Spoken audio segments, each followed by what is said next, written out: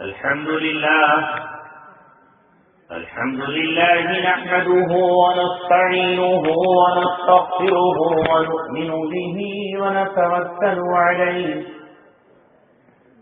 ونعوذ بالله من شرور أنفسنا ومن سيئات أعمالنا من يهده الله فلا مضل له ومن يضلله فلا هادي له ونشهد أن لا إله إلا الله وحده لا شريك له ونشهد أن سيدنا محمدا عبده ورسوله وصلى الله عليه وعلى آله وصحبه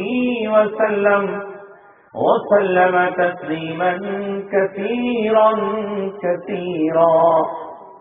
أما بعد قال الله تبارك وتعالى في كتابه الكريم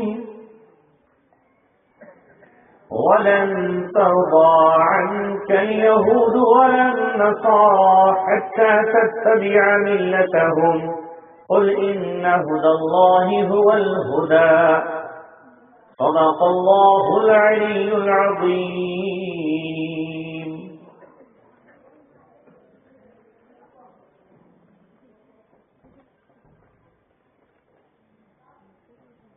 رلاتا ہے تیرا نظارہ ہندوستان مجھ کو کہ عبرت خیز ہے تیرا فتانہ سب فسانوں میں. چھپا کر آستی میں بجلیاں رکھی ہیں گردوں نے انادل باغ کے غافل نہ بیٹھے آشیانوں نے. یہ خاموشی کہاں تک لذت فریاد پیدا کر زمین پہ تو ہو صدا تیری ہو آسمانوں میں. نہ سمجھو گے تو مٹ جاؤ گے ہندوستان والو تمہاری داستان تک بھی نہ ہوگی داستان. وطن کی فکر کرنا تھا مصیبت آنے والی ہے تیری بربادیوں کے مشورے ہیں آسمانوں.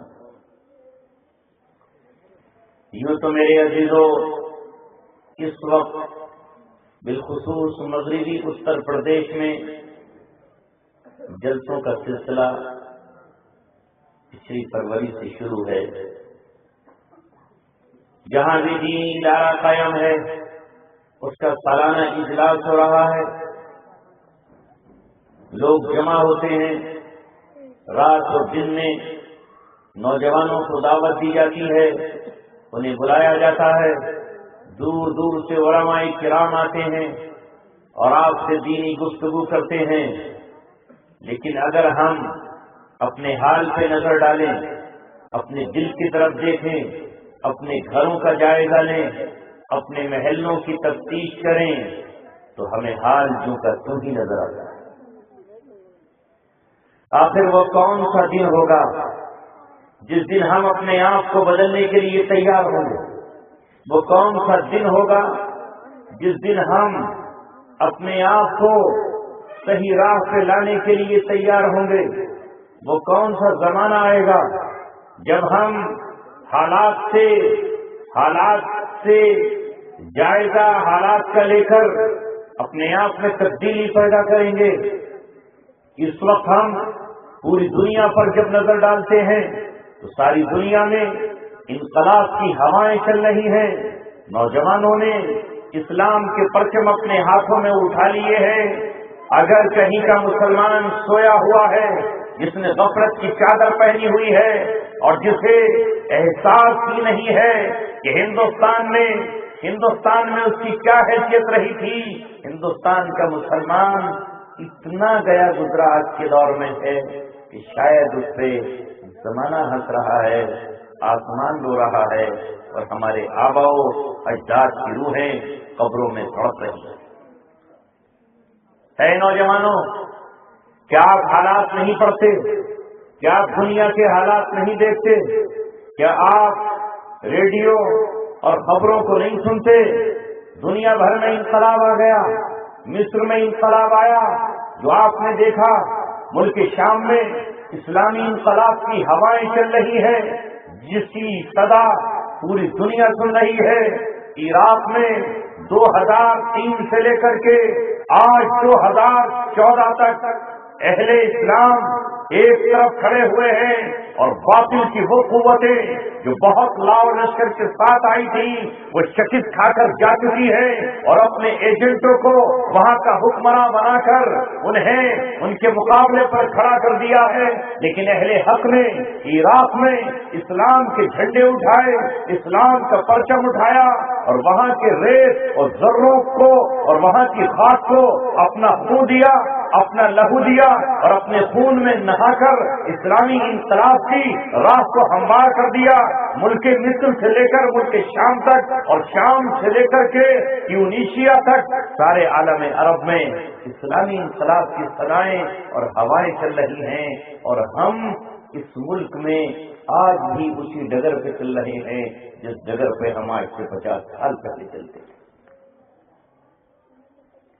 نہ نوجوانوں میں اسلام کی اسپرٹ ہے, نہ ہمارے گھر تبدیل ہوئے ہیں. اگر کل بھی ہماری عورتیں بے پردہ تھیں تو آج بھی بے پردہ ہیں. اگر کل بھی ہم اسی طرح زندگی گزار رہے تھے تو آج بھی اسی طرح زندگی گزار رہے ہیں. جبکہ اس ملک میں اسلام دشمن طاقتیں, اسلام کو مٹانے کا خواب دیکھنے والے لوگ جو پچھلے 100 سال سے تیاریاں کر رہے تھے وہ انتظار کر رہے ہیں اگلے مہینے کا کہ انہیں وہ شخص قوت اور طاقت میں آ جائے جس کے ذریعے سے وہ اپنا منصوبہ نافذ کر سکیں, اپنا ایجنڈا نافذ کر سکیں اور ہمیں اس ملک سے یا تو نکالا جا سکے اور یا ہم سے ہمارا مذہب چھڑایا جا سکے. وہاں خواب دیکھے جا رہے ہیں تو ہم منصوبے بن رہے ہیں. برسوں کے بعد انہیں لگتا ہے کہ ہمارا خواب شاید اب پورا ہو جائے گا اور ہمیں کسی بات کا احساس تک نہیں. یہ آپ کے درویش پور کا حال نہیں, یہاں سے لے کے وہاں تک یہی حال ہے. میں سب کو نہیں کہتا, کچھ دل ہوں گے جو دھڑکتے ہوں گے, کچھ آنکھیں ہوں گی جو راتوں کو روتی ہوں گی, کچھ دماغ ہوں گے جو اسلام کے جھنڈے کو بلند کرنے کے لیے فکر میں رہتے ہوں گے, کچھ تو دل ہوں گے ضرور جو سوچتے ہوں گے, لیکن اکثریت کو کچھ پتا نہیں. اکثریت اسی حال میں جی رہی ہے. نہ ہمارے گھروں میں تذکرے, نہ ہمارے اداروں میں کوئی آنے والے انقلاب کی باتیں, نہ دنیا بھر کی باتیں. آخر ہوا کیا ہے؟ مسلمان قوم کو, اس قوم کو کون جگائے گا؟ نبی تو آئیں گے نہیں, نبوت کا دروازہ تو بند ہے, رسول تو آئیں گے نہیں, رسالت کا تاج تو محمد رسول اللہ کو پہنا دیا گیا ہے. قرآن کے بعد اب کوئی کتاب تو آنے والی ہے نہیں, یہی قرآن رہنمائی کرے گا. اور آپ بتائیں گے کون؟ بتانے کی ذمہ داری ہے علماء کرام کی, علماء حق کی ذمہ داری ہے کہ وہ امت کی قیادت کریں, امت کی انگلی پکڑیں اور انہیں بتائیں کہ اب ان کی ذمہ داری کیا ہے, کل کے حالات کیا تھے, آج کے حالات کیا ہیں. ہم جس علاقے میں پیدا کیے گئے ہیں اللہ تبارک و تعالیٰ نے اس علاقے کی ذمہ داری ہمیں سپرد کی ہے. یہاں کی زیادہ ذمہ داری ہے, یہ تو ہم پر پورے عالم کی ذمہ داری ہے. پورے عالم کی ہم پہ اللہ نے ذمہ داری سپرد کی ہے. مسلمان بن جانے کے بعد اب ہماری ذمہ داری میں اضافہ ہوا. اب ہم عام آدمی نہیں رہ گئے, عام انسان نہیں رہے. جس دن ہم نے کہا لا الہ الا اللہ, اور جس دن ہم نے اقرار کیا محمد رسول اللہ, اور جس دن ہم نے اللہ تبارک و تعالیٰ کے ایک ہونے کی گواہی دی, اسی دن اللہ تبارک و تعالیٰ نے ہمیں اپنا سپاہی نامزد کر دیا. اسی دن اللہ تبارک و تعالیٰ نے ہمیں اپنا فوجی قرار دیا. اسی دن ہم حزب اللہ قرار پائے, یعنی اللہ تبارک و تعالیٰ کی پارٹی. اسی دن ہم جند اللہ کہلائے, اللہ تبارک و تعالیٰ کا لشکر.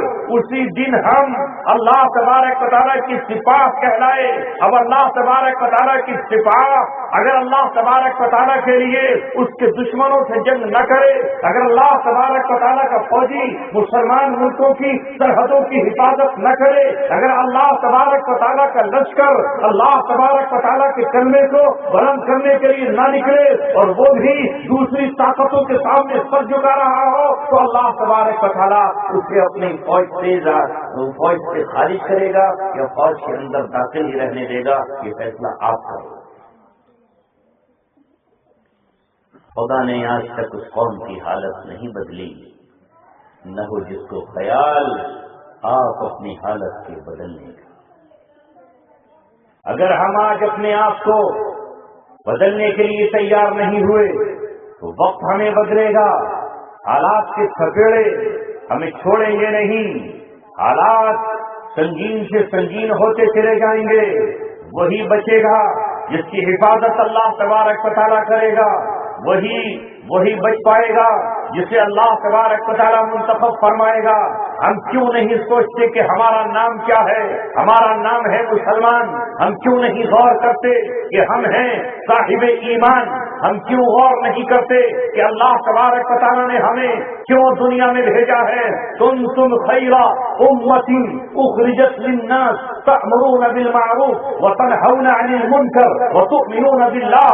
اللہ تبارک و تعالیٰ کہتا ہے کہ ہم نے تمہیں اٹھایا ہی اس لیے ہے کہ زمین پر تم اچھائیوں کے آرڈر نافذ کرو، اچھائیوں کا آرڈر جاری کرو اور برائیوں کے خاتمے کے لیے کھڑے ہو جاؤ۔ تمہارا قلم قانونی قلم ہو، تمہاری زبان قانون کی زبان ہو، تم دنیا بھر کے حکمران ہو، تم غلامی کرنے کے لیے نہیں آئے۔ غلام ساری دنیا کی قومیں، دوسری قومیں تمہاری غلام ہوں گی۔ سبق پر پھر صداقت کا، شجاعت کا، عدالت کا لیا جائے گا کہ اس سے کام دنیا کی امامت کا۔ لیکن وہ قوم امامت کیا کرے گی جو اللہ کے گھروں میں جانے تیار نہیں؟ اگر آج اعلان ہو جائے میرٹھ میں فلاں فلم اسٹار آ رہا ہے، جو فلم اسٹار نہیں آ رہی ہے، بس پھر کیا کہنے ہیں، پورا میرٹھ بھر جائے گا اور صبح سے شام تک ٹکی باندھ کے نوجوان دیکھتے رہے گا۔ آج بھی سنیما ہالوں کو جا کر دیکھ لو، عید کے دن بھی بھر جاتے، بقرعید پر بھی خالی نہیں رہتے، اور باقی دنوں کا کہنا ہے کیا کہنا ہے؟ وہ قوم جو آئی تھی اللہ تبارک و تعالیٰ کے گھر تعمیر کرنے، جو آئی تھی اللہ تبارک و تعالیٰ کے گھروں میں اللہ اکبر کی صدائیں بلند کرنے، وہ قوم جو آئی تھی مسجد کے میناروں سے اشہد ان لا الہ الا اللہ کی گواہی دینے، جو آئی تھی ساری دنیا سے صنم قدوں کو مٹانے، جسے کہا گیا تھا ملت ابیکم ابراہیم هو سماکم المسلمین، ابراہیم کی تم ملت ہو، ابراہیم تمہارے باپ ہیں، ابراہیم کی سنتیں تمہاری بھی سنتیں قرار پائی ہیں، ابراہیم نے قربانی کی لہذا تمہارے لیے بھی قربانی سنت ہے، ابراہیم نے حج کیا تمہارے لیے بھی حج فرض ہے، ابراہیم نے اور ان ابراہیم کی بیوی حضرت ہاجرہ صفا مروہ پہ دوڑی تو تمہارے لیے بھی صفا مروہ پہ دوڑنا واجب ہے۔ ملت ابیکم ابراہیم، تم ابراہیم کی ملت ہو اور ان کے طریقے پر ہو۔ ابراہیم نے وقت کے نمرود کی آنکھوں میں آنکھیں ڈالی، وہ نمرود جو پوری دنیا کا بادشاہ تھا، صرف عراق کا بادشاہ نہیں تھا، اس کے بارے میں آتا ہے کہ وہ پوری دنیا کا حکمران تھا۔ ابراہیم نے اس ساری دنیا کے حکمران جس کی سپر پاور تھا، جو سب سے بڑی زمین کی طاقت تھا، جو اپنے آپ کو سجدے کراتا تھا، جو انا ربکم الاعلی کا نعرہ لگاتا تھا، ابراہیم نے اس کے مقابلے پر کھڑے ہو کر کہا تو میرا رب نہیں ہے، میرا رب وہ ہے جس نے سورج کو رات کو ڈبو دیا ہے، میرا رب وہ ہے جس نے چاند کو چھپا دیا ہے، میرا رب وہ ہے جس نے ستاروں پر رات کے اندھیروں کو غالب کر دیا ہے، میرا رب وہ ہے جس نے زمین کو پیدا کیا ہے اور آسمان کو پیدا کیا ہے اور ان کے رکھے ہوئے پتھروں کے سرم پر کلہاڑا چلا کر ان کے ٹکڑے ٹکڑے کر کے بتا دیا ہے کہ نہ یہ نفع پہنچا سکتے ہیں نہ نقصان۔ نعرہ تکبیر۔ اب ذرا اندازہ لگائیے ہم کہاں چلے جا رہے ہیں۔ رب ہمیں آواز دے رہا ہے کہ ہم نے تمہیں کیوں بھیجا تھا؟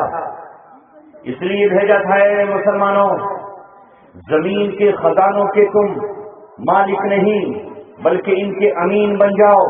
یہ زمین اللہ تبارک و تعالیٰ کی ہے اور تم اللہ تبارک و تعالیٰ کے ہو، لہذا تم اللہ تبارک و تعالیٰ کے، زمین اللہ تبارک و تعالیٰ کی، لہذا اللہ تبارک و تعالیٰ نے اس زمین کے اندر جو خزانے رکھے ہیں ان خزانوں کے امین بن کر تم اس خزانے کو ان تک پہنچاؤ جو اس کے حقدار ہیں، جو اس کے وارث ہیں، ان تک ان خزانوں کی تقسیم کرو۔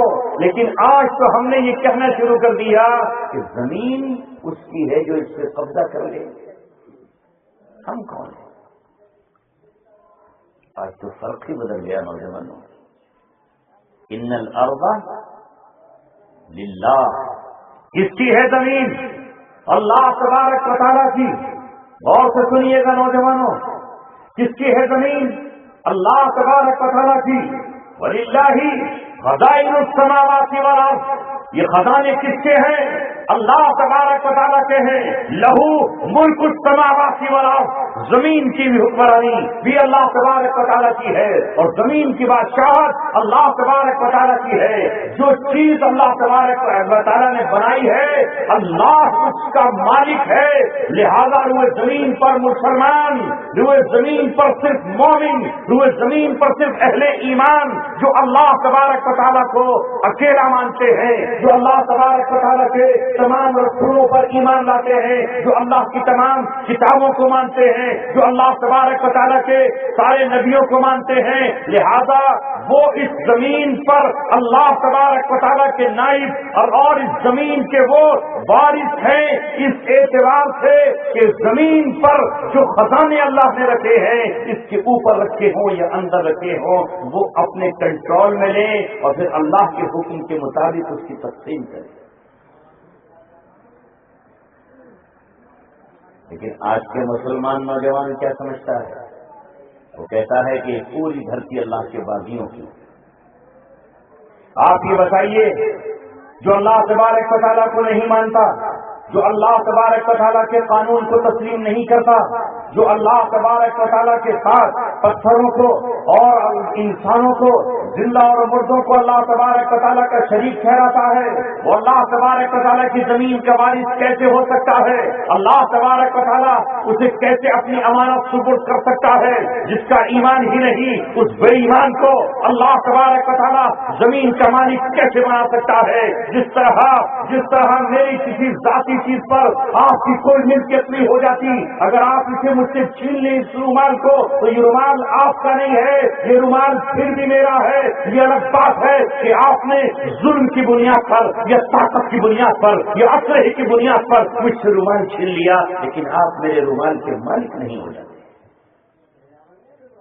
اگر زمین پر کفر کا، شرک کا، بت پرستوں کا، عیسائیوں کا، یہودیوں کا، مجوسیوں کا، اللہ کے دشمنوں کا اگر قبضہ ہو جاتا ہے، وہ قبضہ ان کا قبضہ نہیں ہے، وہ قبضہ کرنے کے پابند نہیں ہے۔ یاد رکھیے، مشرق سے لے کے مغرب تک، شمال سے لے کر جنوب تک، عرب سے لے کر عجم تک، ایران سے لے کر کے دنیا کے آخری کنارے تک زمین کا وارث اور زمین کا مالک اللہ تبارک و تعالیٰ ہے۔ اب اللہ تبارک و تعالیٰ اہل ایمان سے یہ کہتا ہے کہ زمین کا اقتدار اور زمین کا کنٹرول تم حاصل کرو، زمین کے اندر جو ہم نے پیٹرول رکھا ہے وہ تمہارا ہے، اسے تم بیچو، اس کی تجارت کرو اور اس کے زمین کے اندر سے نکلنے والے ان خزانوں کا، اس خزانے میں غریب بھی شریک ہیں، یتیم بھی شریک ہیں، مسکین بھی شریک ہیں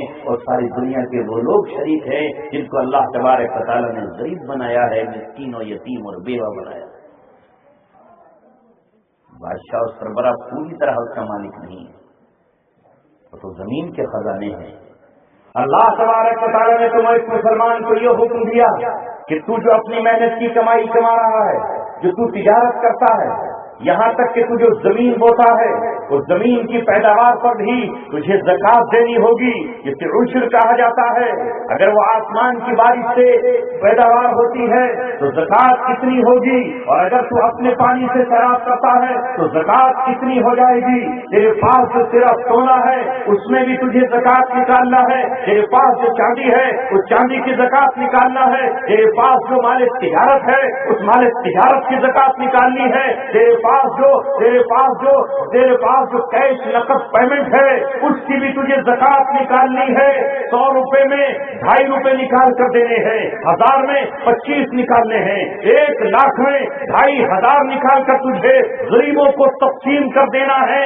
یہ تیرا حق نہیں ہے، تو لہذا وہ جو اس نے اپنے ہاتھ سے کمایا، جو اپنے پسینے سے کمایا، جو اس نے اپنی محنت سے کمایا، جو اپنے دل اور دماغ کی صلاحیتوں سے کمایا، اس میں بھی اللہ تبارک و تعالیٰ نے کہا کہ تیرے پڑوس میں کچھ ایسے غریب بھی ہیں کہ جن کے پاس اتنا سونا نہیں، جن کے پاس اتنی چاندی نہیں، جن کے پاس اتنی زمین نہیں، وہ غریب ہے، لہذا تیرے مال میں اللہ تبارک و تعالیٰ نے غریبوں کا حق رکھا ہے۔ وفی اموالہم حق معلوم للسائل والمحروم، تمہارے مالوں میں حق ہے کس کا؟ جو بھیک مانگ رہا ہے اس کا بھی، اور جو نہیں مانگتا لیکن وہ غریب ہے، مسکین ہے، اس کا بھی تمہارے مال میں حق ہے۔ تو جب ہماری اپنی کمائی میں اللہ تعالیٰ نے کہا کہ تم پورے 100 کے مالک نہیں ہو، 97.5 کے صرف مالک ہو، 2.5 تو تمہیں نکالنا ہے۔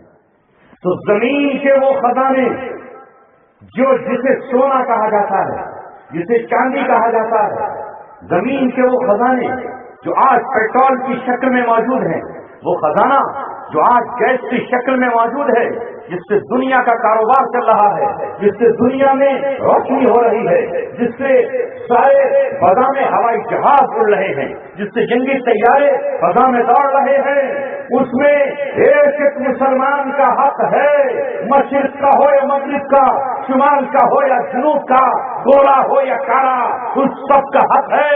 لہذا آج مسلمان اپنے ان خزانوں کی حفاظت نہیں کر پائے، وہ اپنی امانتوں کی حفاظت نہیں کر پائے، اور کس کو دے دی؟ ان کو دے دی جو انسانیت کے قاتل ہے، جو انسانیت کے دشمن ہے، جو معصوم بچوں پر بم گرا کر ان کا قتل عام کرتے ہیں، جو قبرستانوں میں مردہ لاشوں کی بھی بے حرمتی کرتے ہیں، جو قبرستانوں کو نہیں دیکھتے، جو مسجدوں کو نہیں دیکھتے، جو اسکولوں کو نہیں دیکھتے، جو جھوپڑیوں کو نہیں دیکھتے، پوری دنیا میں جہاں چاہیں وہ آگ برسا دیں، جہاں چاہیں وہ آگ کے شعلے برسا دیں، جس ملک کو چاہیں تباہ و برباد کر دیں۔ آج ان کو ہم نے اپنی امانتیں دے کر اللہ تبارک و تعالیٰ کے غضب اور اس کے قہر کو دعوت دی۔ یہ کوئی معمولی جرم نہیں ہے جسے آج کا مسلمان جرم ہی نہیں سمجھتا۔ شراب پینا اگر جرم ہے، جوا کھیلنا اگر جرم ہے، زنا اگر جرم ہے، نماز کا چھوڑنا اگر جرم ہے، روزہ نہ رکھنا جرم ہے، زکات کا ادا نہ کرنا جرم ہے، تو سنو، قرآن کی نظر میں یہودیوں سے جو اللہ تبارک و تعالیٰ کے دشمن ہیں، عیسائیوں سے جو اللہ تبارک و تعالیٰ کے دشمن ہیں، ان سے دوستی کرنا، ان سے ہاتھ میں ہاتھ ملانا، ان کی باہوں میں باہیں ڈال کر ناچنا، ان کی پیشانیوں کے بوسے لینا، ان کے لیے اپنے دروازے کھول دینا، ان کی عورتوں کو ننگے بدن اپنے ملک میں آنے کی اجازت دینا، ان کے لیے ایئرپورٹ کھول دینا، ان کے فوجیوں کو اپنی سرحدوں میں داخل کر دینا، ان کے ساتھ اپنی انٹیلیجنس کا شیئر کر دینا، یہ بھی جرم ہے۔ اتنا بڑا جرم جو اللہ تبارک و تعالیٰ کی نظروں میں ایک مسلمان کو اسلام سے خارج کر دے۔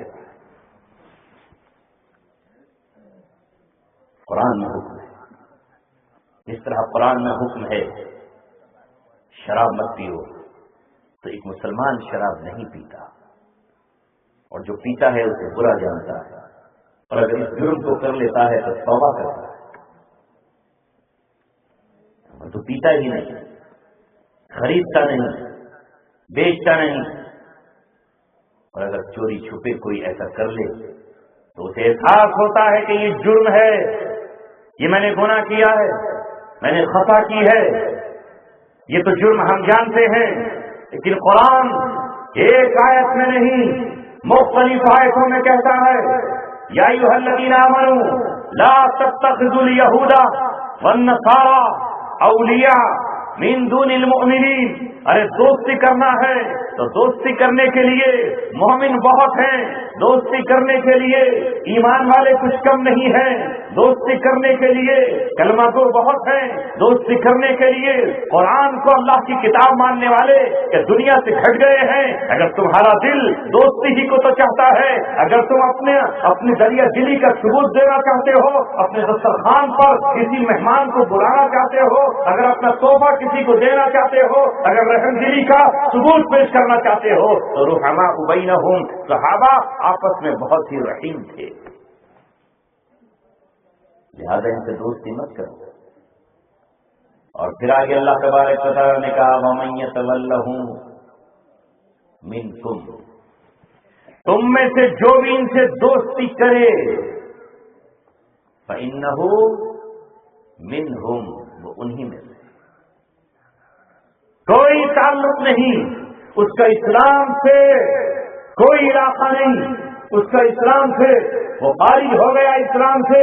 کیا اس فعل کو آج کوئی مسلمان سمجھتا ہے کہ اس نے کوئی جرم کر لیا، اس نے کچھ کر لیا، وہ اسے جرم ہی کہاں سمجھ رہا ہے؟ وہ کہتا ہے نہیں بھائی، آج تو دنیا میں رہنا ہے تو یہ کرنا ہی ہوگا. ساری دنیا نے آج یہی تو کر لیا، اور اللہ تبارک و تعالیٰ کہہ رہا ہے وہ تم سے ہرگز راضی نہیں ہوں گے. وَلَن تَرْضَىٰ عَنْكَ الْيَهُودُ وَلَا النَّصَارَىٰ حَتَّىٰ تَتَّبِعَ مِلَّتَهُمْ.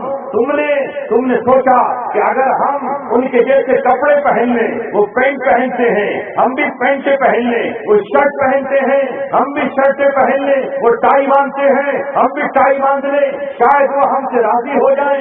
لہذا وہ ٹائی اور شرٹ پینٹ پر راضی کہاں ہوئے؟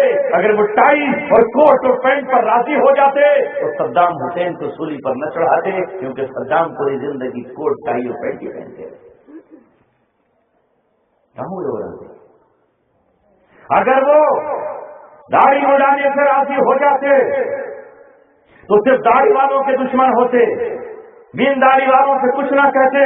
لیکن انہوں نے اپنی فوجیں لیبیا میں داخل کی اور جنرل محمد قذافی کو کس طرح سے قتل کیا ناٹو کی فوجیں بھیج کر. تو اگر وہ ایک مسلمان کو، شیخ احمد یاسین کو فلسطین میں قتل کر رہے ہیں اس بنیاد پر کہ شیخ احمد یاسین اپنے چہرے پر داڑھی رکھے ہوئے ہیں، اور شیخ احمد یاسین اپنے سر پہ پگڑی باندھے ہوئے ہیں، اور شیخ احمد یاسین قرآن کا پڑھنے والا ہے، وہ حدیث کا پڑھنے والا ہے، اس لیے اسے نشانہ کر کے اور ٹارگیٹ کر کے قتل کر دیا انہوں نے. تو آپ ذرا بتائیے کہ وہ شیخ احمد یاسین تو اس بنیاد پہ قتل ہوئے کہ وہ ٹوپی والے تھے، وہ داڑھی والے تھے، وہ مسجد اقصی کو آزادی کی بات کرنے والے تھے، وہ امت مسلمہ کو قرآن کی طرف بلانے والے تھے. لیکن آپ ذرا بتائیے تو صحیح یہ قرآن کا فیصلہ 1450 سال کے بعد بھی آپ نے سچ پایا کہ نہیں پایا؟ وہ کرنل قذافی سے بھی راضی کہاں ہوئے اور کرنل قذافی کو بھی قتل کر دیا.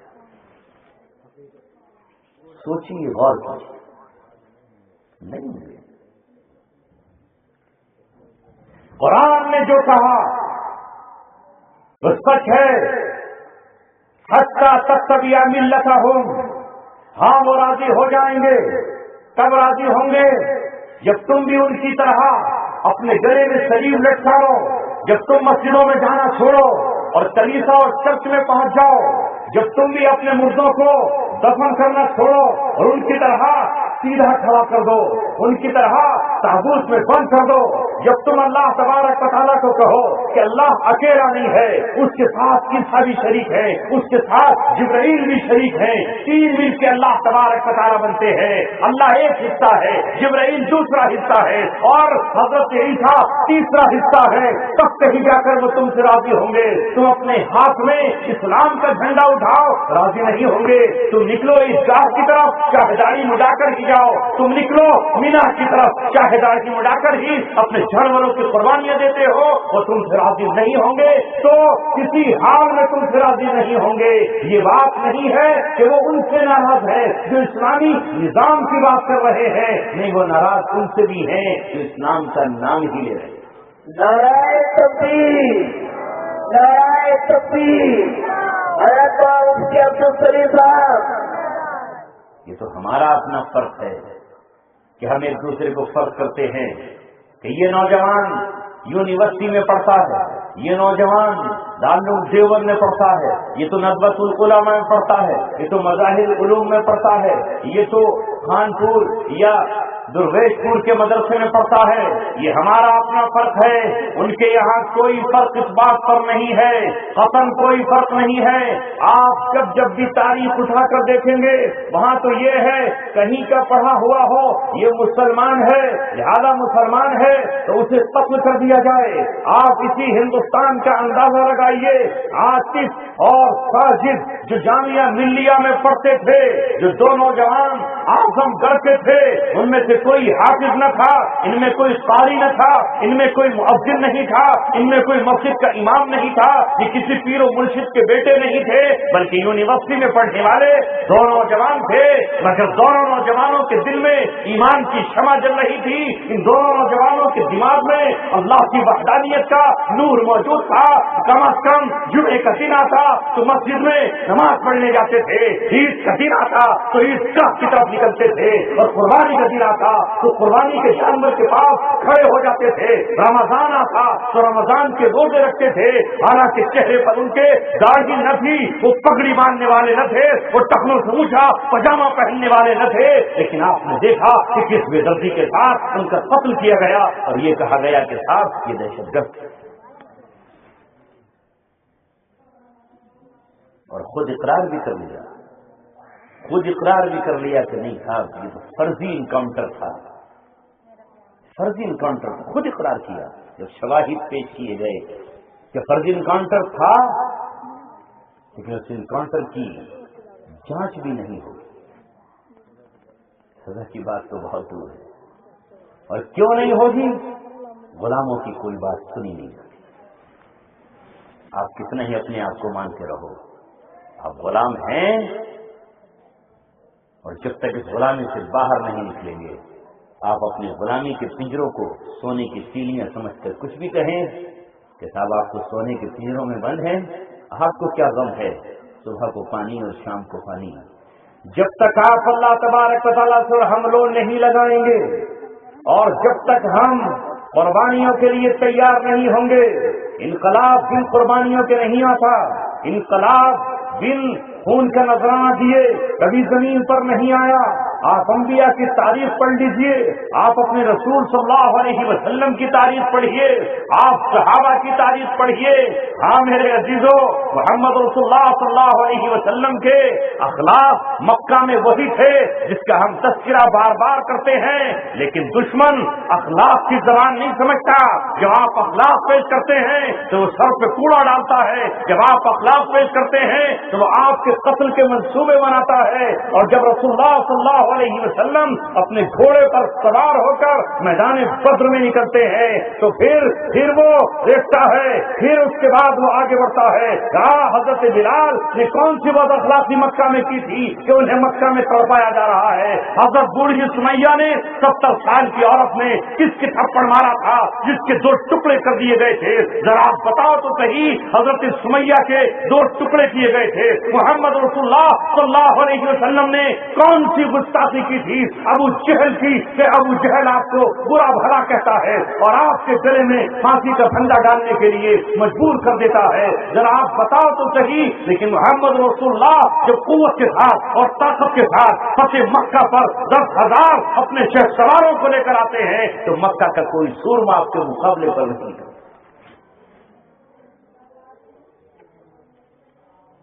باطل کا ہر رہبر اپنی پرانی تاریخ دہرانے کی باتیں کرتا ہے.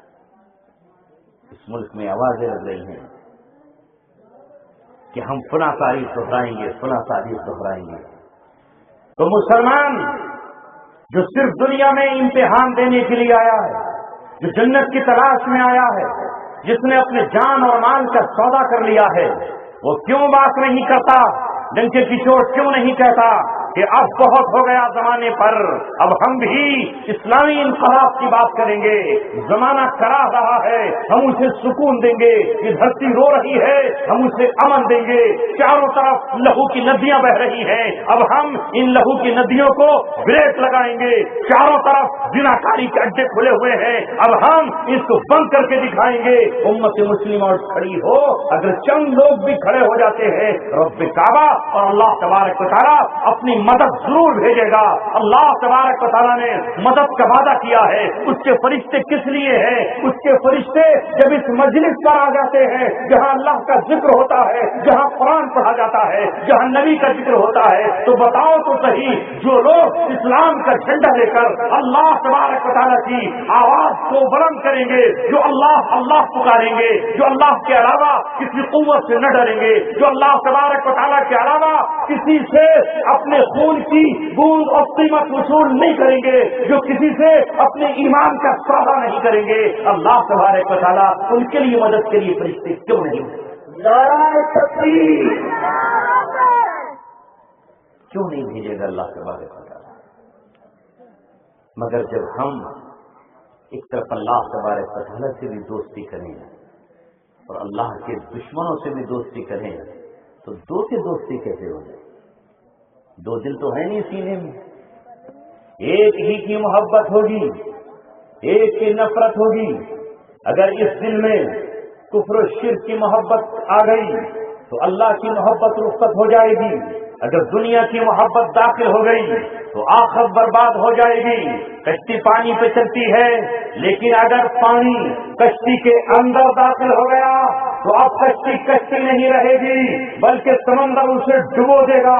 جس دل میں دنیا کی محبت آ گئی، جس دل میں اس دنیا کے حکمرانوں کا رعب بیٹھ گیا، جس دل میں اس دنیا کے حکمرانوں کا لالچ بیٹھ گیا کہ یہ ہمیں فلاں چیز دے دیں گے، اس دن وہ لوگ دنیا کے تو ہو جائیں گے، عقبہ ختم ہو جائے گی، آخرت تباہ ہو جائے گی، ایمان رخصت ہو جائے گا، اور اللہ تبارک و تعالیٰ اپنی فوج سے جب کر کے راندے درگاہ کر کے منہ موڑ کر اللہ تعالیٰ کہے گا ہم تمہاری جگہ دوسری قوم کو لے کر ڈرو میرے عزیزو اس دن سے کہ جس دن اللہ تبارک و تعالیٰ آسمان پر کہیں یہ فیصلہ نہ کر دے کہ تم میرے نہیں رہے، میں تمہارا نہیں رہا، میں کوئی دوسری قوم پیدا کروں گا جو مجھ سے محبت کرتی ہوگی۔ یہ بات اللہ تبارک و تعالیٰ نے اپنے قرآن میں بیان فرمائی ہے، یا ایھا الذین آمنوا من یرتد منکم عن دینی، کہ اگر تم میں سے ایمان والو سن لو، ہمیشہ اس بات سے مت رہنا کہ ہم بس مومن ہی مومن ہیں، ایمان کے بعد بھی کچھ عمل وہ ہیں جو انسان کو ایمان سے خارج کر دیتے ہیں، اور وہ ایمان سے خارج کرنے والا عمل ہے یہودیوں سے، عیسائیوں سے اور اللہ تبارک و تعالیٰ کے دشمنوں سے دوستی کرنا، یہ اسلام سے خارج کر دیتا ہے۔ اللہ تعالیٰ فرماتا ہے جو مرتد ہو جائے گا اپنے دین سے فسوف یأتی اللہ بقوم، تو پھر اللہ تبارک و تعالیٰ ایک ایسی قوم کو پیدا کرے گا، وہ پیدا کرنے پر قادر ہے، وہ ایک ہی رات میں دل بدل دینے پر قادر ہے، وہ اللہ تبارک و تعالیٰ 100 سال کے 70 سال کے بوڑھے کو ایمان کی نعمت سے مالا مال کرنے پر قادر ہے۔ اللہ تبارک و تعالیٰ کو کسی کی ضرورت نہیں ہے، اللہ تعالیٰ ایسی قوم کو لائے گا کہ یحبونہ، جو اللہ تبارک و تعالیٰ سے محبت کرتے ہوں گے، ویحبوہم، اور اللہ تبارک و تعالیٰ ان سے محبت کرتا ہوگا۔ یہ اللہ کے محبوب اور اللہ ان کا محبوب ادھر سے اللہ سے محبت کرتے ہیں۔ یقاتلون فی سبیل اللہ، جو اللہ تبارک و تعالیٰ کے راستے میں اللہ تبارک و تعالیٰ کے دشمنوں سے دوستی نہیں جنگ کرتے ہوں۔ جو دوستی کرے گا وہ جنگ کر لے گا؟ یہ دوست سے کہیں کچھ ہو سکتا ہے؟ بالکل ان کے اپوزٹ ہوں گے۔ کیا کریں گے؟ خدا کے دشمنوں سے جنگ، اللہ تبارک و تعالیٰ کے راستے میں دشمنوں سے جنگ کرتے ہوں گے. ولا یخافون لومۃ لائم، اور ملامت کرنے والے ان پہ ملامت کرتے رہیں گے، ملامت کرنے والے ان پہ ملامت کریں گے، لیکن یہ ملامت کی کوئی پرواہ نہیں کریں گے. تانا دینے والوں تم تانا دیتے رہو، الزامات لگانے والوں الزامات لگاتے رہو، اپنے تانوں کے پتھر پھینکنے والوں پتھر پھینکتے رہو. ہم تو اللہ تبارک و تعالیٰ سے محبت کرتے ہیں، جو اللہ تبارک و تعالیٰ کا ہوا ہم اس کے ہو جائیں گے، اور جو اللہ تبارک و تعالیٰ سے روٹا ہم اس سے روٹ جائیں گے، ہم اس کے دشمن ہو جائیں گے. ہماری دوستی اور دشمنی کا معیار صرف اللہ تبارک و تعالیٰ کی ذات ہوگی. جو اللہ تبارک و تعالیٰ سے جڑے گا ہم اس کے لیے دل بٹھا دیں گے، اور جو اللہ تبارک و تعالیٰ سے نہ جڑے اور اللہ کی دشمنی پر اتر آئے تو چاہے ہمارا بیٹا ہی کیوں نہ ہو، وہ ہمارا بھائی ہی کیوں نہ ہو، وہ حکمراں ہی کیوں نہ ہو، وہ رعایا ہی کیوں نہ ہو، ہم اس کی مخالفت کریں گے. اللہ ایسی قوم کو پیدا کرے گا، یہ اللہ کا وعدہ ہے.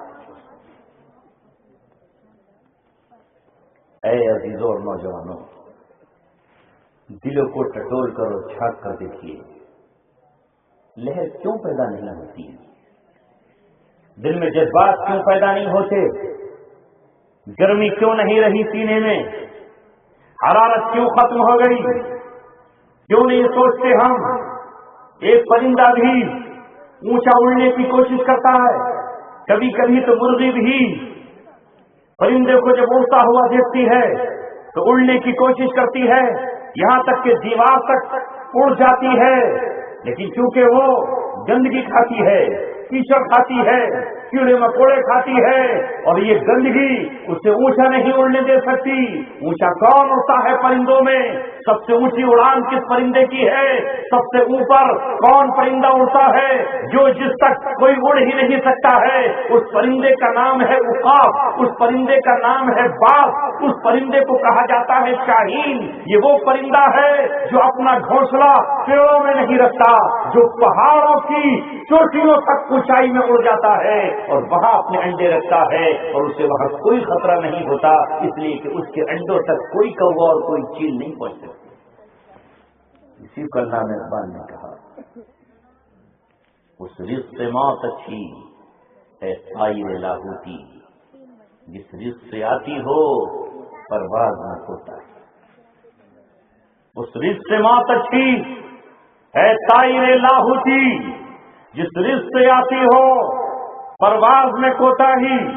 لہذا عقاب اور باز دانے نہیں کھاتا. وہ کبھی باز کو آپ نے جال میں شکاری کے پھنستے ہوئے نہیں دیکھا ہوگا. چڑیوں کا شکار کیا جاتا ہے، کبوتروں کا شکار کیا جاتا ہے، جو دیگر پرندوں کا شکار کیا جاتا ہے، لیکن باز کبھی کسی شکاری کے جال میں نہیں پھنستا. وہ دانوں پہ گرتا ہی نہیں، وہ دانوں پر اترتا ہی نہیں. اس لیے اتنی اس کی بلند پرواز ہے، اتنی اونچی پرواز ہے، اتنی اونچی پرواز کہ اسے کوئی خوف ہی نہیں ہوتا. علامہ اقبال مسلم نوجوانوں کو پکار کر کہتے ہیں، نہیں تیرا نشیمن قصر سلطانی کے گنبد پر، تو شاہی ہے بسیرا کر پہاڑوں کی چٹانوں میں. میرے دوستو، لیکن آج ہم میں سے ہر ایک کی نظر شاہی محل پر ہے. بلاوا آ جائے قصر شاہی سے اور دوڑتے ہوئے چلے جائے. کسی بھی صورت سے ہمیں دنیا مل جائے، کسی بھی صورت سے ہم میں سے کسی کو لال بتی مل جائے، بس پھر کیا کہنے ہیں، پھر ہم ہی ہم ہیں. رسول اللہ صلی اللہ علیہ وسلم کے قدموں میں اور صحابہ کے قدموں میں ایسی نہ جانے کتنی آفر آئی تھی اور نہ جانے کتنی چیزیں آئیں، لیکن چند سال انہوں نے صبر کیا، تھوڑے دنوں انہوں نے صبر کیا.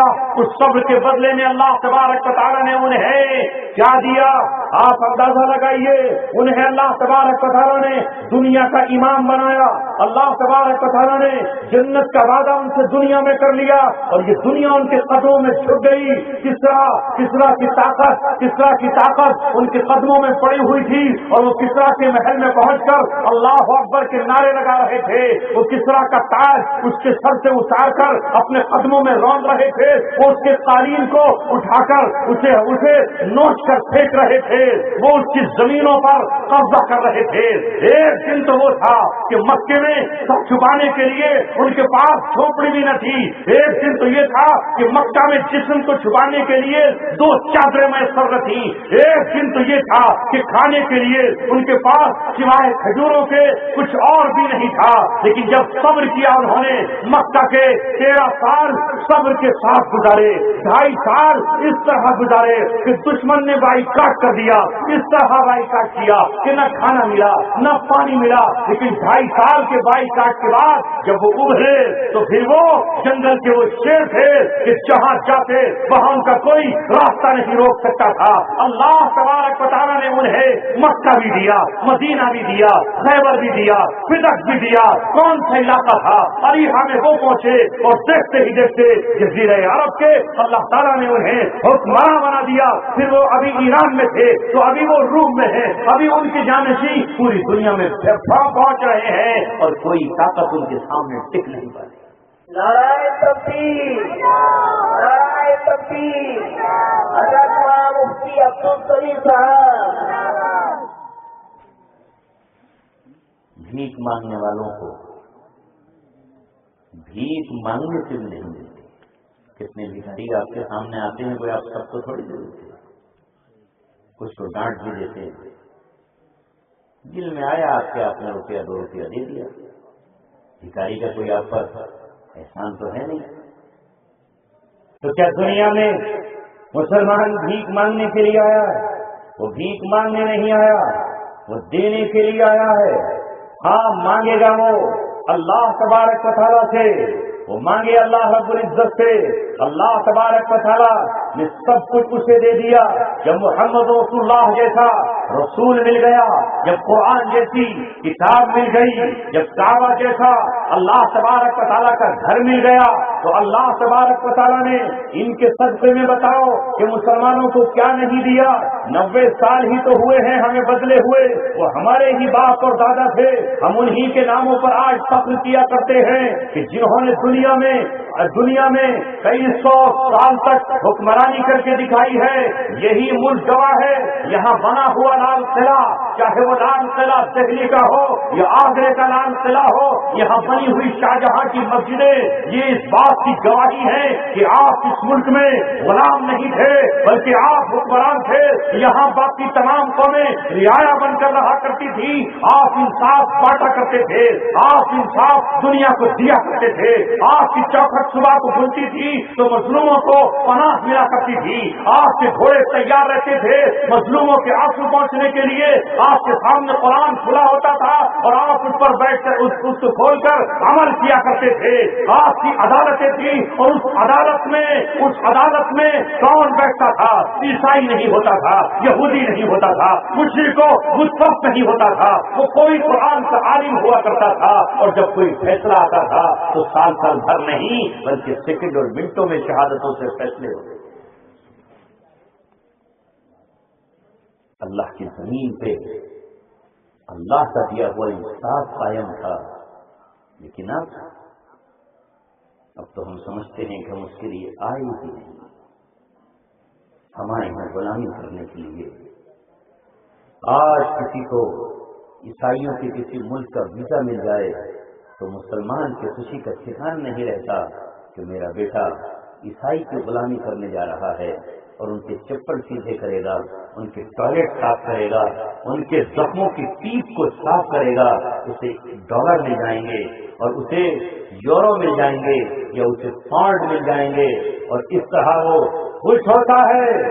حالانکہ کل جب قرآن سے مسلمان محبت کرتا تھا اور قرآن کو اللہ تعالیٰ کی کتاب جان کر یہ سمجھتا تھا کہ یہ کتاب صرف تلاوت کے لیے نہیں آئی، یہ کتاب صرف سورہ فاتحہ دم کر کے بیماریوں کی شفا ہی کے لیے نہیں آئی، بلکہ پوری انسانیت کا علاج کرنے کے لیے آئی ہے، یہ زخمی گھوڑوں کا آپریشن کرنے کے لیے بھی آئی ہے، یہ فساد مچانے والوں کو لگام دینے اور ان کی ناک میں نکیل ڈالنے کے لیے بھی آئی ہے، یہ ظالم کا ہاتھ روکنے کے لیے آئی ہے، جب تک وہ اس پر قابض تھے تو ان کو بھی اللہ تعالیٰ نے دولت عطا فرمائی، ان کے پاس دولت آئی مال غنیمت کی شکل میں، وہ آئی سونے اور چاندی درہم اور دینار کی شکل میں، وہ اللہ تعالیٰ نے انہیں عطا فرمائی غلام اور باندیوں کی شکل میں، وہ آئی ان کے پاس زمین کی پیداوار خراج زکات اور اجر کی شکل میں۔ لیکن آج کا مسلمان اب غلامی میں بھی پیسے مانگتا ہے تو غلاموں کو پیسے نہیں دیے جاتے، بھیک مانگتے مانگتے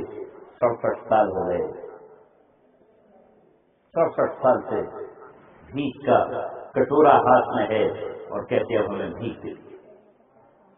اس سے بہتر حضرت اللہ تو فرماتے ہیں کہ تمہارے جوتے کا تسمہ بھی ٹوٹ جائے تو کس سے مانگو؟ اللہ سے مانگو۔ مگر ہم کیا کہہ رہے ہیں؟ آؤ بھائی چلو جنتر منتر پہ چلیں اور وہاں چل کے فلاں سے مانگیں اور فلاں ابن فلاں سے مانگیں، شاید اب سے ان کا دل پسیج جائے، وعدہ کر لیا تھا پچھلی مرتبہ تمہیں بھی کچھ دے دیں گے، لہذا اب بھیک مانگیں۔ یہ ہاتھ پھیلانا چھوڑ دیجئے۔ اللہ کے رسول صلی اللہ علیہ وسلم نے ایک اپنے صحابی کو جو بھیک مانگنے کی اجازت کے لیے آیا تھا کہ اللہ کے رسول مجھے اجازت دے دیجئے، میں کل سے سڑک پہ بیٹھ جاؤں، میں کل سے مسجد کے دروازے پر بیٹھ جاؤں اور ہاتھ پھیلا کر کے بھیک مانگنے لگوں۔ اللہ کے رسول نے کہا تیرے پاس کچھ ہے؟ تو اس نے کہا میرے پاس ایک کمبل ہے یا میرے پاس کوئی اور چیز ہے۔ آپ نے کہا جا اسے جا کر بازار میں بیچ دے اور اسے بیچ کر کے کلہاڑی خرید کر لا۔ وہ اسے بیچنے بازار گیا اور رسول اللہ صلی اللہ علیہ وسلم جنگل کی طرف نکلے اور درخت سے لکڑی کاٹ کر لے کر آئے۔ آپ نے اس کا دستہ بنایا اور اس کی کلہاڑی میں اپنے ہاتھوں سے ڈالا اور اس کے بعد کہا روزانہ جنگل کی طرف جا، سوکھی لکڑیاں کاٹ لے، جنگل کا کوئی مالک نہیں ہوتا، لکڑیاں کاٹ کر چھوٹے گٹھر بنا اور بازار میں ان کو بیچنا شروع کر دے۔ 8 دن کے بعد پھر مجھ سے آ کر کے ملاقات کرنا، 8 دن سے پہلے مت آنا، 8 دن تک جمع کرنا۔ لہذا رسول اللہ صلی اللہ علیہ وسلم کا ماننے والا تھا، اس نے آج کے اس فارمولے پر عمل کیا، لکڑیاں کاٹ کر لایا، پہلے دن نفع ہوا، دوسرے دن نفع ہوا، تیسرے دن نفع ہوا، اس کے بعد رسول پاک صلی اللہ علیہ وسلم کے پاس آیا تو اس کے پاس اچھی خاصی پونجی جمع ہو گئی تھی۔ اللہ کے رسول کا شکریہ ادا کیا اور کہا اللہ کے رسول آج کے بعد کبھی بھیک کے لیے ہاتھ نہیں پھیلا۔ آج مسلمانوں ہمارا حال کیا ہے؟ نیچے سے لے کر اوپر تک دنیا ہمیں کیا کہتی ہے، کن نظروں سے دیکھتی ہے؟ مسلم حکمرانوں کو دیکھو، ان کے جرنیلوں کو دیکھو تو بھیک مانگ رہے ہیں، اتنے ڈالر کا فلاں ملک قرضدار، اتنے کا فلاں ملک قرضدار، اتنا ڈالر ہمارا تم پر ہے، لہذا ہمیں تمہارے ملک میں فلاں عالم کا سر چاہیے، اگر اسے نہیں دیا تو ہم تمہاری بھیک بند کر دیں گے، ہمیں فلاں مسجد پر بمبارمنٹ چاہیے، اگر تم نے نہیں کی تو ہم تمہاری بھیک دینا بند کر دیں گے، ہمیں پتا چلا ہے کہ تمہارے ملک میں فلاں عورت ہے، اس عورت کی ہمیں آبرو چاہیے، اس عورت کا جسم چاہیے، اس عورت سے دل بہلانے کے لیے ہمیں زناکاری کے لیے عورت چاہیے۔ تو کتنے ناہنجار مسلم حکمراں ہیں جنہوں نے اپنی بیٹیاں سج دھج کر ان کو بیچ دی، اور یہود و نصارہ نے ان کے ساتھ وہ عمل کیا جسے دیکھ کر شیطان اپنے آپ میں خوش ہو رہا ہے۔ یہ مسلمان ہیں کہ جو غیرت کے نام پر کل اپنی جان کی قربانی پیش کرتے تھے، جنہیں دنیا کی مظلوم بہنیں پکارتی تھی تو سمندر کے کنارے پہنچ کر اپنی کشتیاں جلا کر یہ اعلان کرتے تھے کہ بہن تیری پکار پر آ چکے ہیں اور ہم نے کشتیاں جلائی ہیں۔ واپسی کا تصور ہی نہیں ہے، جو اپنے پیروں میں دوسرے کے پیر سے زنجیر باندھ دیتے تھے کہ نہ میں پیچھے ہٹوں نہ تو پیچھے ہٹے گا. لہذا زنجیریں باندھ کر عیسائیوں کے ملکوں میں یورپ میں داخل ہوئے. جب اس شان کے ساتھ داخل ہوئے تو اللہ تبارک و تعالیٰ نے وہ قلعے انہیں عطا فرمائے, ان کے خزانے انہیں عطا فرمائے, ان کے مالیات اللہ تعالیٰ نے عطا فرمائی. زمین کا مالک اللہ تبارک و تعالیٰ نے بنا دیا. اور جب سے ہم نے اللہ کے دشمنوں کی طرف اپنی جھولی پھیلائی ہے, اپنا دامن پھیلایا ہے اور بھیک کا کٹورا لے کر ہم ان کے سامنے مانگ رہے ہیں, اللہ تبارک و تعالیٰ نے ہم پر ذلتیں بڑی مسلط کر دی. اے نوجوانوں, اپنے آپ کو ہمیں پہچاننا ہوگا. قرآن کریم کے اندر اللہ تبارک و تعالیٰ نے سورہ کہف کو نازل فرمایا, 7 نوجوانوں کا اس میں تذکرہ کیا. یہ نوجوان صرف اتنی جرأت دکھاتے ہیں کہ اپنے وقت کے بادشاہ کے خلاف کھڑے ہو جاتے ہیں. باقی انہوں نے کچھ نہیں کیا, مقابلہ نہیں کیا, ہتھیار نہیں چلائے, جنگ نہیں کی, اور کوئی کام نہیں کیا. صرف یہ کہا کہ ہم تیرے دین سے بیزار, تیرے شرک سے اعلان بغاوت ہمارا, ہم پتھروں کی بنی ہوئی اسٹیچو کو سجدہ نہیں کریں گے, ہم کسی درخت اور پتھر کے سامنے اپنی مقدس پیشانی کو نہیں جھکائیں گے. ہم اللہ تبارک و تعالیٰ کا کلمہ پڑھتے ہیں اور ہم اپنی زبان سے اعلان کرتے ہیں اشہد ان لا الہ الا اللہ, اللہ کے سوا کوئی معبود نہیں ہے. تو نہ تجھے سجدہ کریں گے, نہ تیری طاقت اور تیرے قانون کو مانیں گے. ہم مانیں گے صرف اللہ تبارک و تعالیٰ کا بنایا ہوا قانون, اس کا بنایا ہوا دستور. یہ 7 نوجوان ہیں, صرف 7. اس کے خلاف کھڑے ہوئے, صرف کھڑے ہونے پر اللہ تبارک و تعالیٰ نے ان 7 نوجوانوں پر اپنی کیا رحمت برسائی. وہ صرف شہر چھوڑ کر گئے, ملک چھوڑ کر چلے گئے. جس غار میں گئے اس غار میں رحمت برسی اور 309 سال تک سوتے گئے. 309 سال اللہ نے سلایا, نہ زمین نے کھایا, نہ کپڑے میلے ہوئے, نہ کوئی کیڑا مکوڑا اس غار کے اندر داخل ہوا. کتنے محبوب بنے اللہ تبارک و تعالیٰ کے کہ اللہ نے قرآن میں ان کا ذکر فرمایا. 7 نوجوان ہیں, 309 سال کے بعد دوبارہ اٹھے, پھر اسی شہر میں گئے. انہیں معلوم بھی نہیں تھا کہ کیا ہونے والا ہے. وہ گھبرائے ہوئے تھے. ان میں سے اپنے ایک ساتھی سے انہوں نے کہا دیکھو بازار میں چپکے سے جانا, کسی کو پتہ نہ چل جائے, ورنہ وہ تمہیں مار ڈالیں گے, ورنہ وہ تمہارا قتل کر دیں گے, ورنہ وہ تمہیں سولی اور پھانسی پر چڑھا دیں گے. اور کہا دیکھو میرے بھائی, جب بازار جا تو رہے ہو کھانا لینے کے لیے, لیکن ایرے گہرے کا کھانا مت کھا لینا. کھانا پاکیزہ ازکا طعامن, جو حلال ہو پاکیزہ ہو وہ ہوٹل دیکھ لینا. یہ نہیں کہ جس ہوٹل پہ چاہو اس پر چلے جانا. یہ ہدایات دے رہے ہیں اور وہ سمجھ رہے ہیں کہ ہم تو ابھی صبح یا شام ہی لیتے تھے. 309 سال تک سونے کے بعد وہ سمجھے کہ ہمیں تو چند گھنٹے ہوئے ہیں اور ابھی تو وہ کسی بادشاہ کا زمانہ ہوگا. لیکن جب یہ دکان پر پہنچتا ہے نوجوان اور جب کھانا طلب کرتا ہے اور کھانے کے بدلے میں جب وہ سکہ دیتا ہے تو سکہ 309 سال پرانا. ہڑکم مچ گیا, کیونکہ اب اس ملک میں اسلامی حکومت آ چکی تھی اور اب جو بادشاہ تھا وہ مسلمان. بدل دیا اللہ تبارک و تعالیٰ. اللہ تبارک و تعالیٰ نے وہ جس دور کی چاہت کر رہے تھے, وہ جس دور کے لیے امیدیں کر رہے تھے, وہ جس دور کے لیے تمنائیں باندھے ہوئے تھے, اے مولا اگر ہمارا وقت چلتا تو ہم اس پورے ملک میں اسلام کا ڈنکا بجا دیتے, اسلام کے کلمے کو عام کر دیتے. اللہ تعالیٰ نے کہا نوجوانوں اٹھو اور اب اٹھ کر دیکھ لو اپنی پسندیدہ بستی کو دیکھو. یہاں تمہاری تلاش ہو رہی ہے. پہلا بادشاہ تمہیں تلاش کر رہا تھا مارنے کے لیے, قتل کرنے کے لیے, پھانسی پر چڑھانے کے لیے. اب تلاش ہو رہی ہے تمہاری زیارت کرنے کے لیے اور تمہیں انعامات سے نوازنے کے لیے. وہ تو پھر اٹھے تو اللہ تبارک و تعالیٰ کی کیسی رحمت آئی, انقلاب بھی آیا. پھر سو گئے جا کر, پھر اللہ تبارک و تعالیٰ ان کو اٹھائے گا. حضرت مولانا ادریس صاحب کرندلوی رحمۃ اللہ علیہ نے معارف القرآن کی تفسیر میں یہ بات لکھی ہے کہ حضرت امام مہدی رضی اللہ تعالیٰ علاقوں کو فتح کرتے جب جائیں گے، فتح کرتے کرتے اس بار سے پہنچ جائیں گے، اور جب حضرت مہدی رضی اللہ تعالیٰ عنہ پہنچیں گے تو اللہ تعالیٰ ان نوجوانوں کو پھر زندہ کر اٹھا دے گا، سوئے ہوئے ہیں وہ پھر اٹھ جائیں گے، اور حضرت مہدی رضی اللہ تعالیٰ عنہ کے ساتھ مل کر وہ بھی اسلام دشمن طاقتوں کے خلاف کھڑے ہو جائیں گے، اور حضرت مہدی جب آئیں گے تو پوری دنیا پر اسلام ہی اسلام ہوگا، ایک بار پھر پوری دنیا پر اسلام ہوگا۔ تو آج میرے دوستو ہم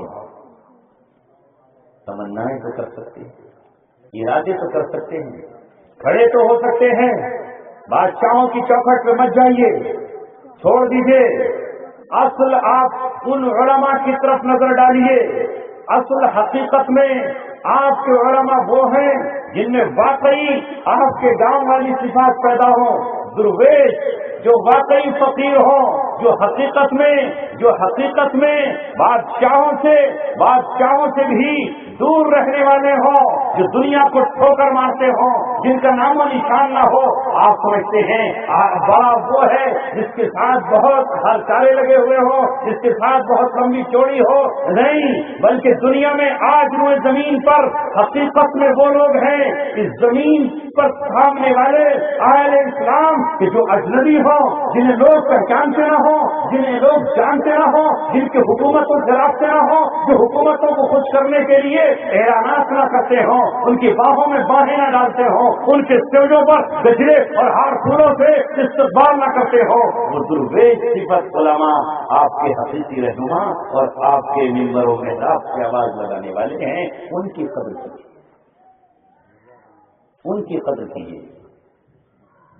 میرے دوست رسول اللہ نے فرمایا بدأ الاسلام غریبا، اسلام جب شروع ہوا تو غریب تھا۔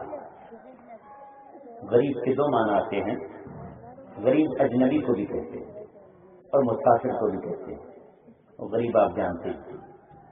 بدأ الاسلام غریبا، ایک شخص بھی پردیس سے آ جائے کون جانے گا، اس لیے پردیسی کو بھی غریب کہتے ہیں، اس کو کوئی پہچانتا نہیں، لیکن علاقے کا آدمی ہے سب پہچانتے ہیں، یہ فلاں رئیس ہیں، یہ فلاں تاجر ہیں، جو ٹھیکیدار ہیں، یہ تو نمبردار ہیں، چودھری صاحب ہیں، فلاں صاحب ہیں، فلاں، وہ لوگ جانتے ہی ہیں، اجنبی کو کون جانتا ہے؟ اللہ کے رسول فرماتے ہیں کہ جب اسلام شروع ہوا تو اجنبی تھا، اسے پہچانتے نہیں تھے، لوگ جانتے بھی نہیں تھے یہ کون ہے۔ وہاں اس حالت میں شروع ہوا، پھر فرمایا وَسَيَعُودُ كَمَا بَدَأَ، ایک وقت آئے گا کہ اسلام پھر ایسے ہی اجنبی ہو جائے گا، اسلام کے ماننے والے، حقیقت میں ماننے والے اجنبی ہوں گے، انہیں کوئی نہیں جانتا ہوگا، انہیں کوئی نہیں پہچانتا ہوگا، ان کے نام و نسب اونچے نہیں ہوں گے، ان کے حسب نہیں ہوں گے، حکومتوں سے ان کے رابطے نہیں ہوں گے، لہذا وہ اجنبی ہوں گے۔ لیکن رسول اللہ فرما رہے ہیں فَطُوبَى لِلْغُرَبَى، یہی جو اجنبی ہیں، یہی جو پردیسی نظر آتے ہیں، جن کے پاس کچھ بھی نہیں ہے، جو بوٹے اور ٹوٹے حال میں ہیں، جو غریب نظر آتے ہیں، انہیں رسول اللہ کی بشارت کو خوشخبری۔ آج بھی روئے زمین پر جنہوں نے اسلام کو تھاما ہوا ہے وہ وہی لوگ ہیں جو اجنبی، جنہیں کوئی نہیں جانتا، جنہیں کوئی نہیں پہچانتا، اور جنہیں پہچانا جاتا ہے وہ اسلام کی خدمت نہیں کر رہے۔ بتاؤ کویت کا امیر کون سی اسلام کی خدمت کر رہا ہے؟ آپ بتاؤ قطر کا امیر اسلام کی کون سی خدمت کر رہا ہے؟ بحران کا امیر کون سی اسلام کی خدمت کر رہا ہے؟ دبئی کا شہزادوں کو بتاؤ کون اسلام کی خدمت کر رہا ہے؟ بنگلہ دیش کی جو حکومت کی ذمہ دار ہے وہ اسلام کی کون سی خدمت کر رہی ہے؟ اس نے تو اسلام کے نام لینے والوں کو پھانسی پر رکھا دیا ہے۔ پاکستان کا حکمران ذرا بتاؤ اسلام کی کون سی خدمت کر رہا ہے؟ تو اسلام کی خدمت کون کر رہا ہے؟ ان کے نام و نسب آپ نہیں جانتے، اگر آپ کے سامنے نام لے دیا جائے تو آپ پہچانیں گے بھی نہیں۔ میں آپ سے کہوں کہ آپ جانتے ہیں ڈاکٹر عبداللہ اعظم کو، آپ کہیں گے کون؟ لیکن یہ ہے وہ عبداللہ اعظم جو فلسطین سے آئے اور افغانستان کی وادیوں میں انہوں نے اہل عرب کو آواز دی. اس وقت جب روس سے مقابلہ تھا تو وہ مصر کی طرف نکلے, عراق کے اندر گئے, عربوں میں آواز لگائی جیسے میں اور آپ جلسہ کر رہے ہیں, اس طرح جلسہ کرتے اور جلسہ کرتے کرتے کہتے, نوجوانوں سے کہتے, یا معاشر الشباب هل انتم تريدون الجنہ, اے لوگوں کیا تم جنت چاہتے ہو, کیا تم جنت کے طلبگار ہو؟ تو عرب سے کھڑے ہو جاتے اور کہتے, بڑا کیوں نہیں, ہم تو جنت چاہتے ہیں. تو وہ کہتے, ان الجنت فی افغانستان, اس پر جنت افغانستان میں ہے, پہنچو وہاں جا کر شہید ہو گئے, اس کے لیے جنت میں. کون جانتا عبداللہ صاحب جب ان کی شہادت ہو گئی, پشاور میں شہادت ہوئی, بیٹا بھی شہید ہوا, 2 بیٹے ساتھ میں گاڑی میں سے شہید ہوئے, اور شہید کرانے والے اردن کے جاسوس تھے. اردن پورا کا پورا جارڈن جاسوسی پر لگا ہوا ہے, انہیں شہید کرایا. دیکھنے والوں نے دیکھا جب جنازہ ان کا زمین سے تڑپ رہا تھا تو باپ کے جنازے سے مشک عنبر کی خوشبو آ رہی تھی, اور بیٹے کے جنازے سے بھی خوشبو آ رہی تھی, اور دوسرے چھوٹے بیٹے کے جنازے سے بھی خوشبو آ رہی تھی. جن لوگوں نے میت میں شرکت کی ہے وہ منہ دیکھے بغیر یہ کہتے تھے, یہ شیخ کا جنازہ ہے, یہ شیخ کا جنازہ ہے, یہ بڑے بیٹے کا جنازہ ہے, یہ چھوٹے بیٹے کا جنازہ ہے. اور خوشبو کیوں نہ آتی, وہ عرب کو چھوڑ کر آئے, وہ اپنا ایشو چھوڑ کر آئے, وہ نازم نعم چھوڑ کر آئے. ان کے پاس سب کچھ تھا, وہ چاہتے تو دنیا کے لیے عشرت کر سکتے تھے, وہ شراب کے جام پی سکتے تھے, وہ بالی ووڈ اور ہالی ووڈ میں پہنچ کر اپنا مقام بنا سکتے تھے, وہ یہود و نصارہ سے تجارت کرتے, وہ تیل کے کنووں پر پہنچ سکتے تھے, وہ انجینئر بن سکتے تھے. لیکن اس شخص نے اپنا قلم اٹھایا تو اسلام کے لیے کتابیں لکھنا شروع کی, تو اسلام کے لیے کتاب لکھی عربی میں, الدفاع عن اعراض المسلمین, مسلمانوں کی جو زمین ہے اس کے دفاع کے سلسلے میں قرآن کیا کہتا ہے, حدیث کیا کہتی ہے, امام شافعی کیا کہتے ہیں, امام مالک کیا کہتے ہیں, احمد بن حنبل کیا کہتے ہیں, اور امام ابو حنیفہ کیا کہتے ہیں, علماء کی کیا رائے ہے, رسول اللہ صلی اللہ علیہ وسلم کی حدیث کیا کہتے ہیں. اپنے قلم کو اٹھایا تو میں عیاذ کر رہا تھا کہ دور حاضر میں اسلام کی خدمت کرنے والے وہ لوگ ہیں جو پہچانے نہیں جاتے, اور جو پہچانے جاتے ہیں وہ اسلام کی خدمت انجام نہیں دے رہے. ان کی نظر تو لال بستیوں پر ہے, ابھی گارڈ میں جائے کام کیا. اب وہ یحییٰ لیبی کون جانے گا, کون پہچانے گا یحییٰ لیبی کو؟ کہاں وہ شہید ہوئے؟ لیبیا کے رہنے والے چیچنیا میں شہید ہوئے. ابھی بھی نہیں پہچانے میں لوگ. اس وقت بغداد میں شیخ ابو بکر البغدادی, کون پہچان رہا ہے انہیں, کون جان رہا ہے؟ اس لیے انہیں کون پہچانتا ہے؟ شیخ ابو بکر البغدادی, اللہ تبارک و تعالیٰ ان کے سائے کو امت کے سروں پہ قائم رکھے. انہوں نے عراق اور شام میں اسلامی حکومت کو قائم کر دیا اور بیعت لینا شروع کر دی ہے, وہ بیعت جو اسلامی بیعت ہے. اور ملک شام اور عراق کے ان علاقوں پر جہاں انہوں نے اپنا کنٹرول سنبھالا ہے, اسلامی نظام اور اسلامی عدالت اور قضا کو قائم کر دیا ہے. اور الحمدللہ انہوں نے دنیا کی اس ملک کی کرنسی کو ٹھکرا کر اپنی نئی کرنسی جاری کی ہے, اور اس کا نام رکھا ہے, یہ کرنسی ہے دولت عراق اور شام. بدا الاسلام غریبا وسيعود كما بدا. لہذا آج بھی دین اسلام کی جو خدمت انجام دے رہے ہیں وہ لوگ ہیں جو آج بھی درختوں کے نیچے بیٹھے ہیں, جو آج بھی جھونپڑیوں میں بیٹھے ہیں, جو آج بھی ان جیسے گاؤں کے اندر بیٹھے ہیں جہاں بڑی کشمکش کے ساتھ, بڑی ہمت کے ساتھ اپنی زندگی گزارنا پڑتی ہے. نہ پنکھے ہیں, نہ لائٹیں ہیں, نہ سہولیات ہیں, نہ تنخواہیں ہیں. لہذا یہ لوگ ہیں کہ جنہیں حکومت کے بلاوے نہیں آتے, جنہیں استقبال کرنے کے لیے حکومت کی गाड़ियां नहीं आती जिनका इस्तेमाल करने के लिए पहले से कोई नहीं आता। ये बस मस्त हैं, अल्लाह तबारक व तआला के दीन की खिदमत करते हैं। इनकी तवज्जो तो उस मासूम बच्ची पर है कि जो उनके पास आई है, काश वो कुरान की हाफिज़ा बन जाए। तो उस बच्चे पर है, काश ये कुरान पढ़ने वाला बन जाए। उनकी नजर तो उन उम्मत के नौनिहालों पर है जो हदिया भी नहीं दे सकते, जो ईद पर कपड़े भी नहीं दे सकते, जो उनकी कोई खिदमत भी नहीं कर सकते। इसलिए कि जो बच्चे पढ़ने आ रहे हैं वो खुद गरीबों के बच्चे हैं, वो खुद मजदूरों के बच्चे हैं, वो खुद मिस्कीनों के बच्चे हैं, वो खुद कमजोरों के बच्चे हैं, वो उनके हैं जिनके दरों पर काट पड़े हुए हैं, वो उनके हैं जिनके घरों पर दरवाजे तक नहीं है, वो उनके बच्चे हैं जिन्होंने गाड़ियां तक नहीं देखी हैं, लेकिन ये उन्हीं पर मेहनत करके इन्हें इस्लाम का खादिम बना। मेरे दोस्तों, इनकी कदर किया करें। ये सड़क पे चलने वाले, ये पैदल घूमने वाले, ये आपकी बस्ती करिया चलने वाले असल ये हैं जो आपके हकीकी रहनुमा हैं, जिनकी वजह से आज भी अल्लाह तबारक व तआला ने जमीन पर हमारे बचाने का फैसला किया हुआ है। वरना हालात तो ये हैं कि हम आग से भून दिए जाएं, हालात तो ये हैं कि हम जमीन में धंसा दिए जाएं और ऐसा ही तूफान हम पे मुसल्लत किया जाए जैसा पिछले साल बद्रीनाथ और केदारनाथ में आया। मगर अल्लाह तबारक व तआला हमें इसलिए बचा रहा है कि खाल इस कौम में अब भी नजर आते हैं, वो करते हैं अच्छे सहरगाही से जो जालिम बुजुर्ग। आज भी ऐसे लोग मौजूद हैं कि जिनके चेहरे को देखकर आप समझ जाएंगे कि वाकई ये अल्लाह वाला। ये तवाज़ो किस लिए है, ये इंकिसारी किस लिए है, ये अपने आप को फना किस लिए कर दिया है, ये टाट पर क्यों बैठे हैं, ये ऐशो इज्जत को ठोकर क्यों मार दी है, सिर्फ अल्लाह तबारक व तआला के लिए, ताकि कल अल्लाह तबारक व तआला से कह सके, ऐ अल्लाह हमारी नजर हुकूमत पर न थी, हमारी नजर किसी सीट पर न थी, हमारी नजर कहीं न थी और हम तो सिर्फ तेरे दीवाने होकर रहे।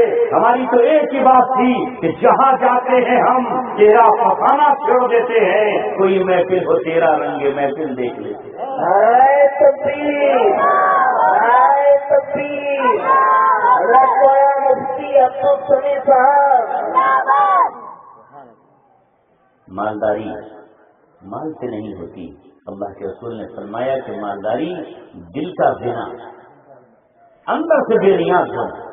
मुसाफा किसी ने कर लिया तो ठीक, न करे तो तमन्ना न हो कि साहब ने मुसाफा नहीं किया, मैं इकराम कर लिया तो ठीक, न किया तो ये ना हो कि मेरा इकराम नहीं किया गया, हमारी चाय निशान तो दस्तरखान नहीं लगा, हमारी चाय निशान तो हमें अपना चीज नहीं मिली। अल्लाह तबारक व तआला के चाहने वाले कल इस हिंदुस्तान में भी गुजरे हैं और पूरी दुनिया में गुजरे हैं। वो कभी हुकूमतों के दरवाजों पर नहीं गए, हुकूमतों की चौखट पर नहीं गए, बल्कि आज के हुक्मरानों की तो हैसियत क्या है, 4-5 साल के लिए किसी इलाके की उन्हें सरबराही मिल जाए। कल तो पूरे मुल्क के बादशाह होते थे, लेकिन क्या शान थी निजामुद्दीन औलिया की, क्या शान थी मुजद्दिद अल-फसानी की, क्या शान थी अकादिरीन की कि ये बादशाह उनकी चौखट पर जाते थे। मिर्जा मजहर जाने जाना से कहा गया कि मैं आपकी खिदमत करना चाहता हूँ। मिर्जा मजहर जाने जाना ने कहा तू हमारी क्या खिदमत करेगा, तुझसे खिदमत कहाँ आती है। चल ऐसा है कि कटोरे में जरा पानी ले आ, जो पानी लेकर आया तो कटोरे को जाकर के थोड़ा टेढ़ा रख दिया, कहा तू मेरे यहाँ नहीं रह सकता इसलिए कि तुझसे तो कटोरा ही घड़े पर रखना नहीं आया। ये बादशाहों को कहा, बादशाह उनकी खिदमत में जाते थे और वो बादशाहों की तरफ नहीं। एक बुजुर्ग का वाक़या आपने उलमा से सुना होगा कि जब एक बादशाह उनके पास पहुंचा तो पैर फैलाए हुए बैठे थे, पैर फैलाने सकोड़े नहीं कि अब बादशाह आ रहा है। हालांकि कोई और आम आदमी पहुंचता तो शायद वो उसके लिए इस्तकबाल के लिए खड़े हो जाते और उसके इस्तकबाल के लिए आगे बढ़ जाते, लेकिन चूंकि ये बादशाह था, गुरूर से अकड़ी हुई गर्दन थी और ऐसा हुआ था, अपने पैरों को उन्होंने आगे बढ़ाए रखा। बादशाह के कुछ लोगों ने कहा कि सर के आपने तो ये गुस्ताखी की है, यानी आपने पैरों को सकोड़ा भी नहीं। उन्होंने कहा कि जब से हमने अपने हाथ को खींच लिया है हमने पैरों को सकोड़ना बंद कर दिया।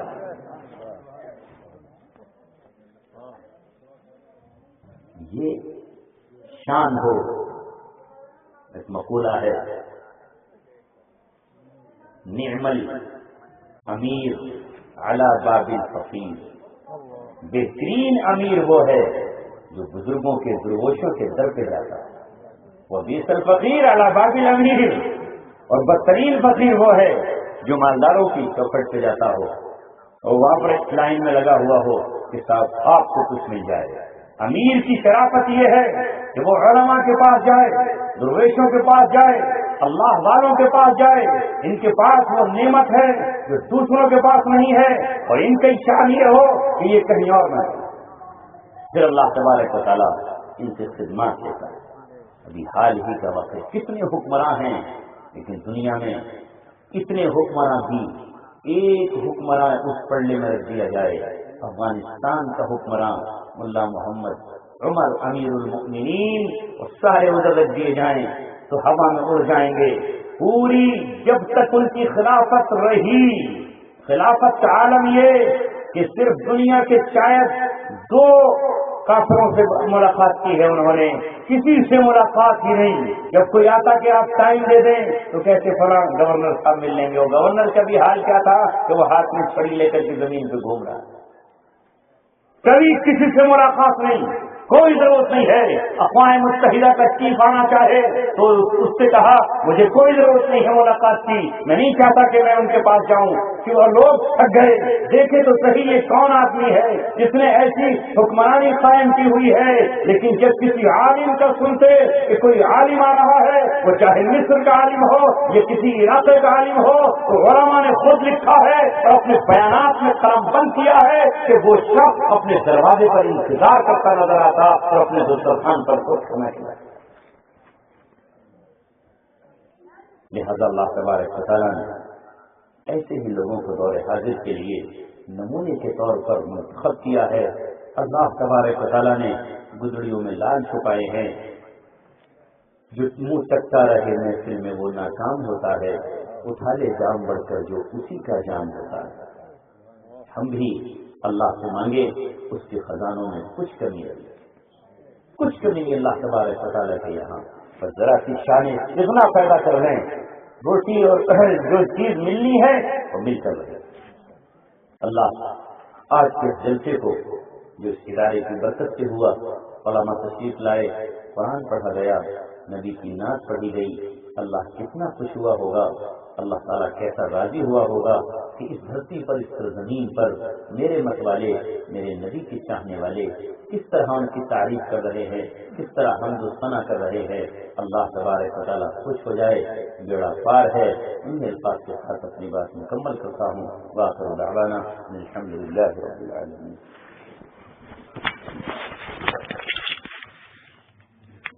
بہت